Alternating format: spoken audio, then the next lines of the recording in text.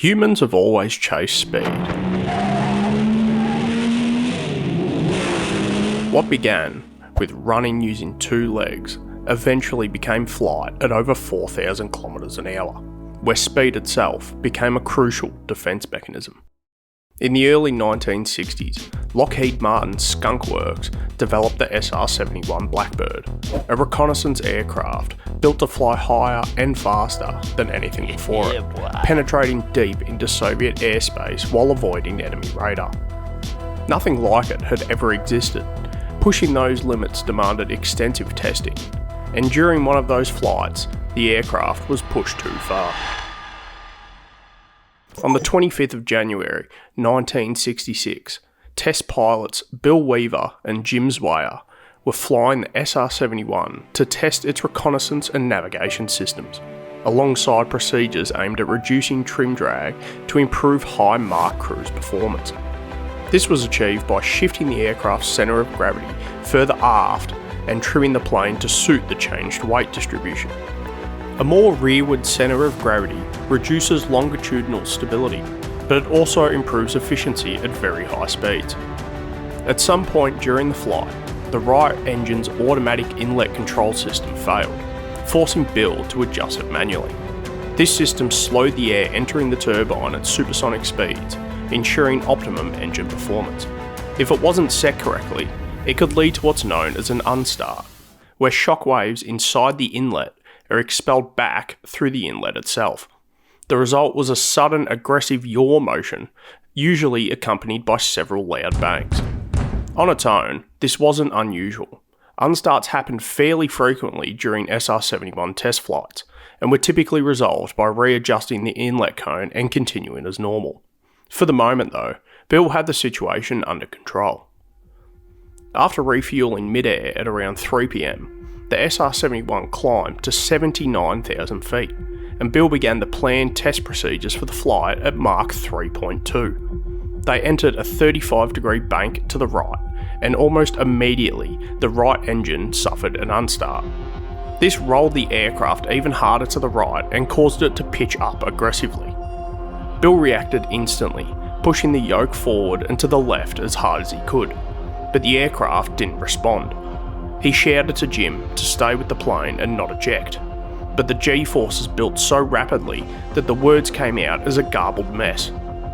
Bill blacked out within moments, and shortly after, the SR-71 disintegrated around them. The combination of the aft centre of gravity changes, the inlet control system failure, and the sudden aggressive angle of attack during the turn left no chance of recovery. Together, they generated forces that the airframe simply couldn't withstand. From the moment the unstart occurred, it took roughly 3 seconds for the aircraft to break apart. Bill had somehow survived the Mach 3.18 breakup at 79,000 feet. Even he couldn't believe it. As he began to regain consciousness, his first thought was that he must be having a bad dream. There was simply no way he could have survived something like that. He suddenly jolted awake, in a state of confusion. He hadn't ejected from the aircraft, but he was still falling from the edge of space. He couldn't see anything. His faceplate had completely frozen over. And the problems didn't end there. At that altitude, air resistance is so low that it doesn't naturally dampen rotation like it would closer to the ground. A body can begin to spin uncontrollably, and the centrifugal forces can become severe enough to cause serious injury or death. Engineers were well aware of this and had developed a small stabilising parachute that would automatically deploy once a pilot ejected. But Bill hadn't ejected. When he came to, he assumed the system wouldn't be operating. Almost immediately, however, he realised he was falling vertically. The stabilising chute had, in fact, deployed. His next concern was the main parachute.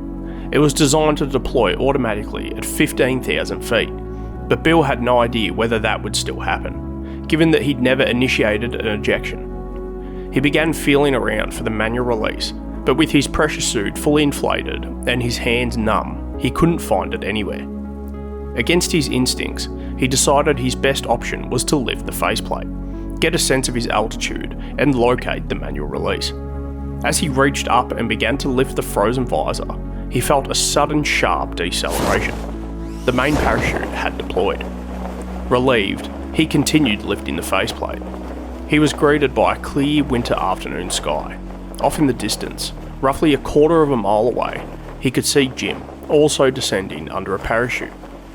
It lifted Bill's spirits immensely. But Jim hadn't been as fortunate. He had broken his neck when the aircraft disintegrated, and the injury had killed him instantly. Bill could see he was going to land somewhere remote, and with the sun already low in the sky, he assumed he would be spending the night alone in the wilderness. Shortly after he landed, Bill heard a voice call out, "Can I help you?" Convinced he was hallucinating, he looked up to see a helicopter idling in the distance, and a man in a cowboy hat walking towards him.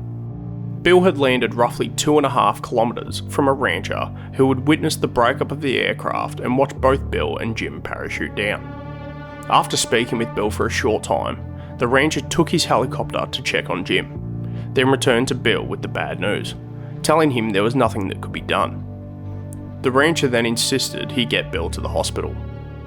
Remarkably, Bill was hardly injured.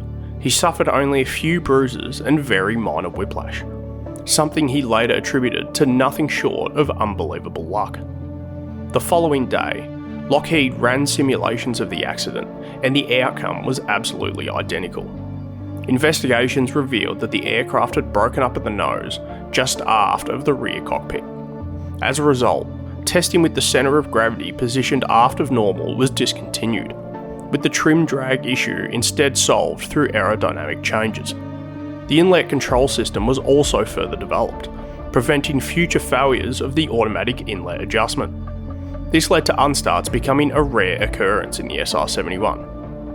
And like the absolute gigachad that Bill Weaver is, he was back in the SR-71 just 2 weeks later. Understandably, the flight engineer in the rear seat was apprehensive about Bill's confidence. To make matters worse, shortly after takeoff, the master warning panel lit up bright red, indicating that the pilot had ejected. Bill hadn't ejected, because he's got balls the size of coconuts. Just like you, if you made it this far. Thanks for watching. Like and sub. Bye.